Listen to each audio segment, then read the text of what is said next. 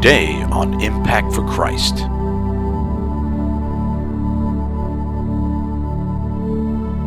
Hello, my brothers and sisters in Christ. Thank you for joining us today. Today is considered Spy Wednesday, which is the fourth day of what we commonly refer to as Holy Week or Passion Week. Instead of a typical message, what we're doing is watching short videos for 8 days, which started last Sunday and ends next Sunday, which is Resurrection Sunday. Each day, there's a different short video which corresponds with the day it represents during Holy Week. And each day in video builds upon the previous day in video. So if you missed the 3 videos from the first 3 days, feel free to go back and watch them at any time. Today is the 4th video, which is Spy Wednesday, and it covers Judas, the apostle who betrayed Jesus, with the location being Galilee and Judea, circa 30 AD. At the end of this video, I'll mention how you can obtain a free short study guide that's available in regards to today's video message. The title of today's video message is Spy Wednesday, Judas.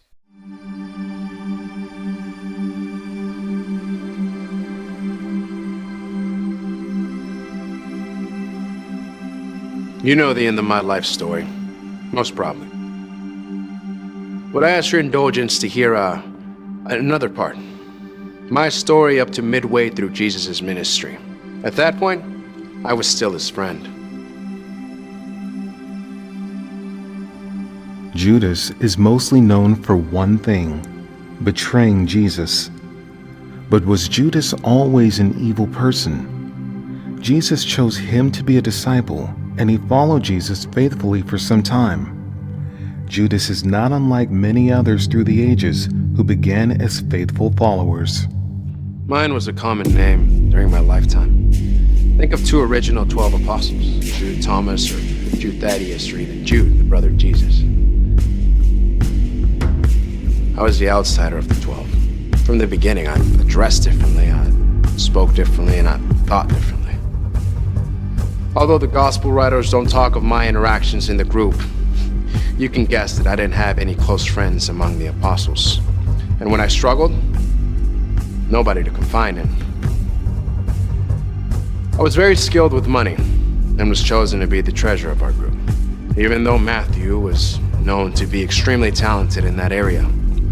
The Bible doesn't say when, where, or how I became a disciple. You do know it was early into the ministry of Jesus. He believed I could be a fisher of men.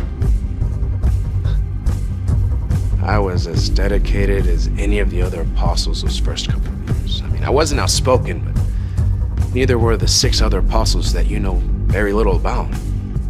I was sent out as a pair with the other 12 and then as a pair with the 70. I saw Jesus do miracles and healings and heard all his teachings. I did miracles and healings. For the first couple of years, you wouldn't have been able to distinguish my ministry from the other 11.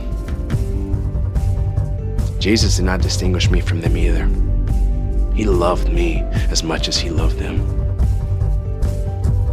I am Judas, son of Simon Iscariot.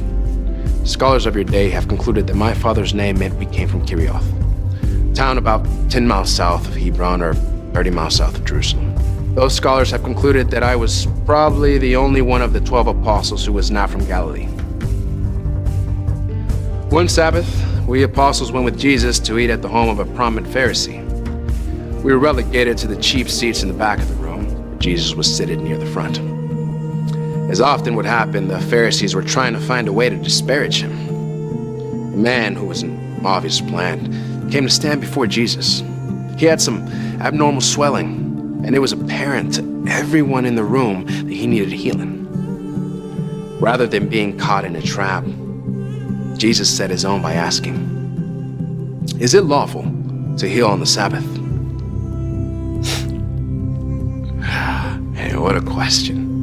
The Pharisees and experts of the law knew the spirit of the law encouraged such an action, but their man-made rules prohibited such a thing. They were caught in a trap of their own making and had no out. They could do nothing except remain silent, even after Jesus healed the man. The uncomfortable silence. Everyone hoped Jesus would change the subject, until Jesus changed the subject.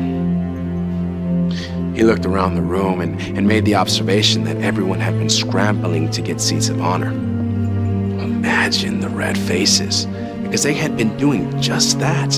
Jesus pointed out that it was smarter strategy to take a lower seat and then receive a special honor if the host moved you to the front, eliminating the risk of being embarrassed in case the host asked you to take a lower seat. I'm sure that was embarrassing to all the guests in the room. But it was more embarrassing when they later realized he wasn't talking about seating at a dinner, but being humble in a relationship to God. Jesus then looked at the host and told him that he was not righteous when he invited friends and family to a dinner because they could just pay him back. But he was righteous to invite those who were not able to pay him back. Must have been a shock to the host and all the guests looking around. I mean, the only poor people in the room were Jesus and us, his apostles.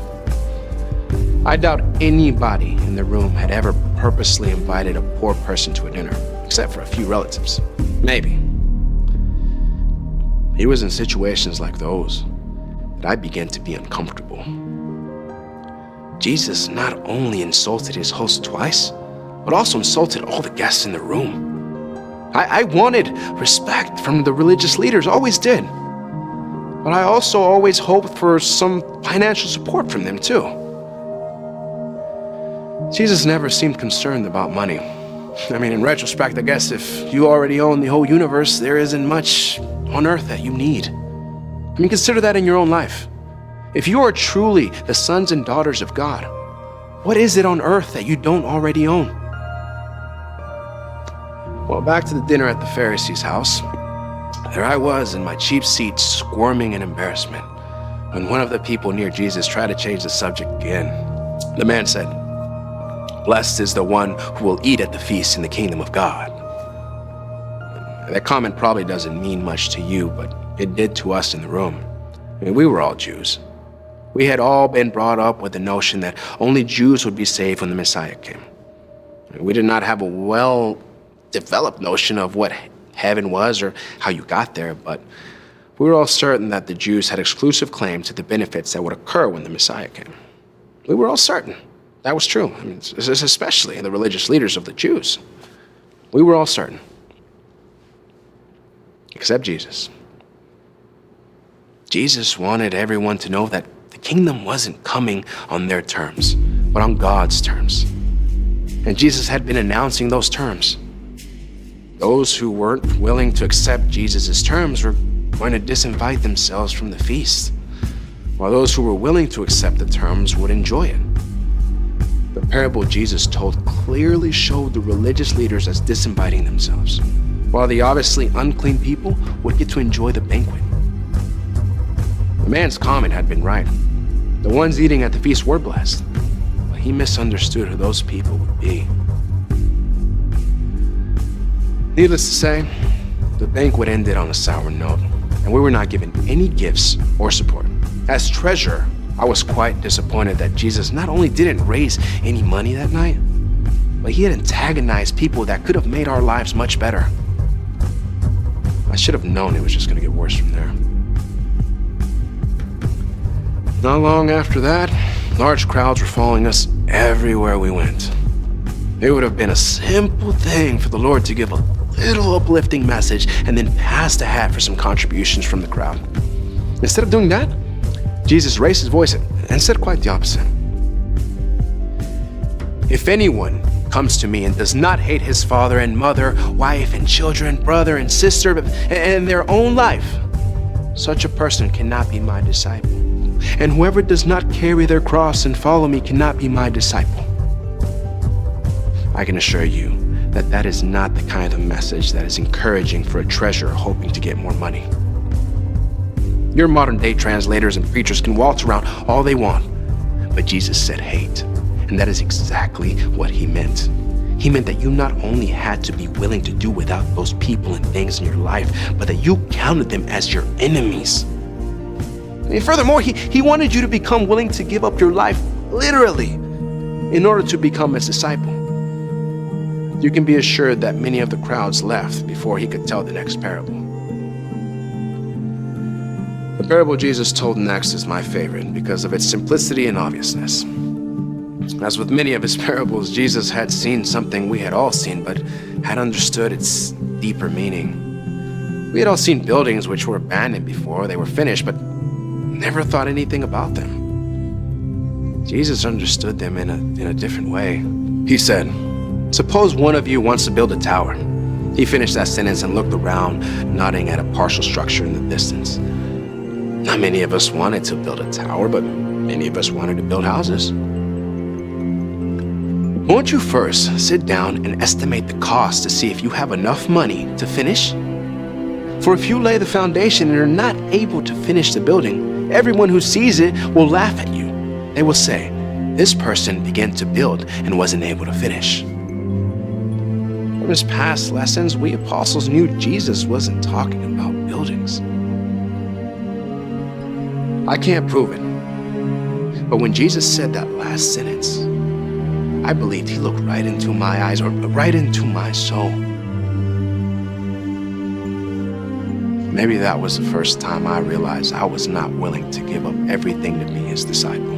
And if I wasn't willing to give up everything, I probably wasn't willing to give up very much.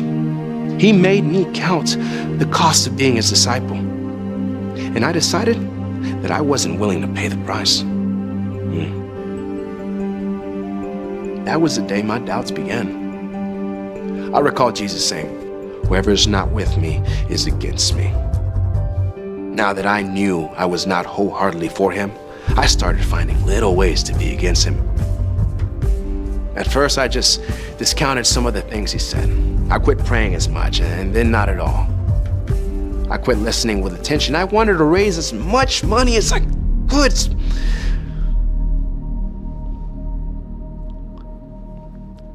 so I could steal more. If he said I was his enemy, I would prove that I was. You want to be a friend of Jesus? How much are you willing to give up? Or not willing, as the case would be? You can't do that. You can't be unwilling to give it all up. Jesus said that. Maybe you should quit trying to do what Jesus says you cannot do. You are either his friend or his enemy. And from my own example, you don't want to become his enemy.